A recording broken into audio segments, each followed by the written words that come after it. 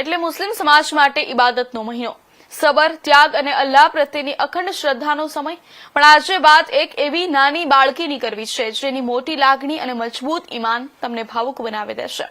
આજે આણંદની માત્ર 8 વર્ષની આયાત હારૂનભાઈ વોહરા, નાની ઉંમર પણ ઈમાનમાં અડગ. જ્યારે મોટા લોકો માટે પણ 30 રોઝા રાખવા પડકારરૂપ બને છે, ત્યારે આ નાનકડી દીકરીએ સતત આખા રમઝાન માસના 30 રોઝા પૂર્ણ કર્યા છે. મહેબૂબભાઈ કેળાવાળાની ભત્રીજી અને હારૂનભાઈ વોહરાની પુત્રી આયાત નાની ઉંમરથી જ અલ્લાહની ઇબાદત તરફ પોતાનો પહેલો મજબૂત પગલું ભરી રહી છે.